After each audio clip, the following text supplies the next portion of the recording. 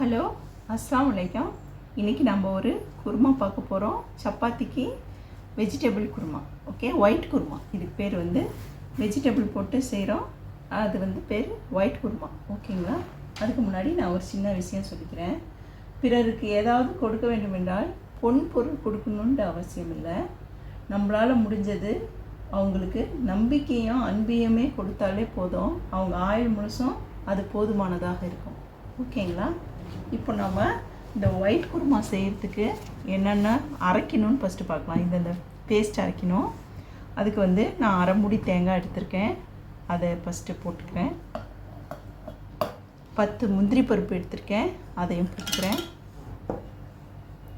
1 table spoon பொட்டுக்கடலை எடுத்திருக்கேன், அதையும் போட்டுக்கலாம். 1 டீஸ்பூன் சோம்பு எடுத்திருக்கோம், அதையும் இதில் போட்டுக்கலாம். அப்புறம் 2 கிராம்பு, 2 ஏலக்காய், 2 பட்டை, ஒரு சின்னதாக 2 பட்டை. ஓகேங்களா? இதை நம்ம அரைச்சி பேஸ்ட் ஆக்கிக்கலாம் ஃபஸ்ட்டு. ஓகேங்களா? நான் இதை அரைச்சிட்டு நான் அப்புறம் உங்கள்கிட்ட காமிக்கிறேன். நம்ம இப்போது இதில் 2 டேபிள் ஸ்பூன் எண்ணெய் ஊற்றிக்கலாம். இப்போ நம்ம இதில் 2 பட்டை, 2 கிராம்பு, 2 ஏலக்காய் போட்டுக்கிறோம். இதில் நான் 2 வெங்காயம் வெட்டி வச்சுருக்கேன், அதை நம்ம இதில் போட்டுக்கலாம்.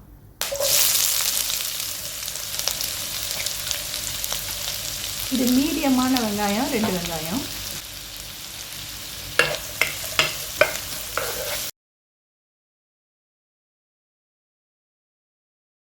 இது ரெஸ்டாரண்ட்டில் நம்ம போனோன்னா சப்பாத்திக்கு இந்த வெள்ளை குருமா தான் வைப்பாங்க. ரொம்ப நல்லாயிருக்கும். நான் அந்த ஸ்டைலில் தான் நான் இதை செஞ்சுட்டு இருக்கேன். நீங்கள் செஞ்சு பாருங்கள். சப்பாத்திக்கு ரொம்ப நல்ல டேஸ்ட்டாக இருக்கும். ஒரு 5 பச்சை மிளகா போட்டுக்கலாம், கீழே போட்டிருக்கேன்.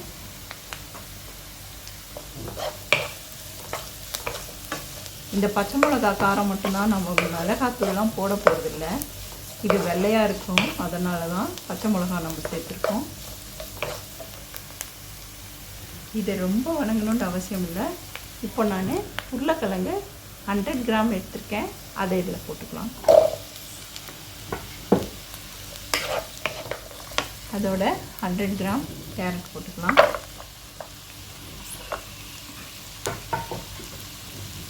அதோட 100 கிராம் பீன்ஸ் போட்டுக்கலாம்.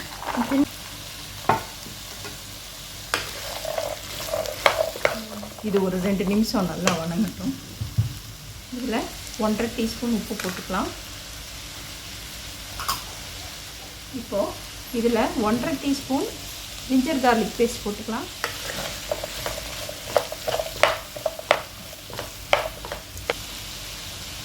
இஞ்சி பூண்டு நல்லா வணங்கிடுச்சு. இப்போது இது வேகிற அளவுக்கு நம்ம கொஞ்சம் தண்ணி ஊற்றிக்கலாம்.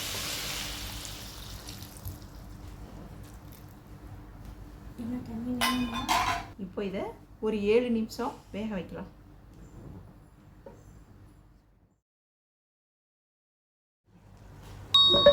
இப்போது 5 நிமிஷம் வெந்துருச்சு.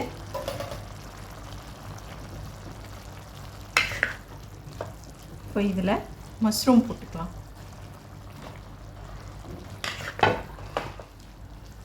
இப்போ இது இன்னும் ஒரு 3 நிமிஷம் கொதிக்கட்டும். காய் நல்லா வேகணும்.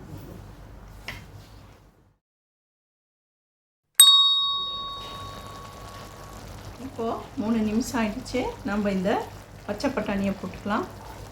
நான் இது ஃப்ரோசன் பட்டாணி போட்டிருக்கேன். நீங்கள் ஃப்ரெஷ்ஷாக இருந்தால் அதை வாங்கி போட்டுக்கோங்க. ஓகேங்களா?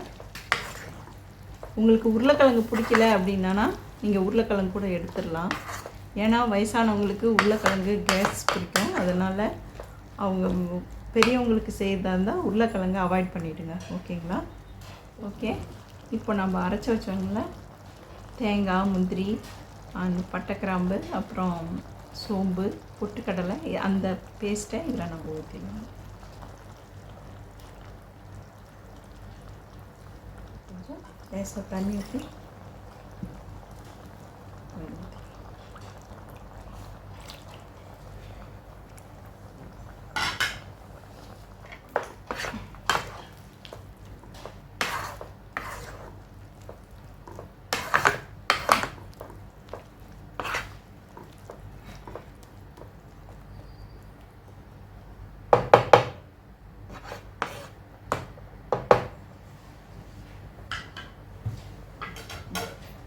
இதை கரெக்டாக ஒரு 5 நிமிஷம் கொதிக்க வச்சுட்டு இறக்கிட்டுருவோம்.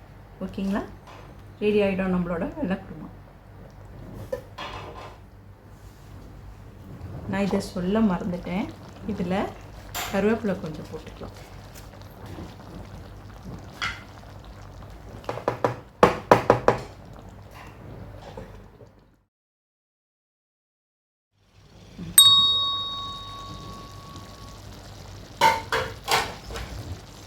நம்மளோட அட்டகாசமான ஒயிட் குருமா ரெடி ஆயிடுச்சு.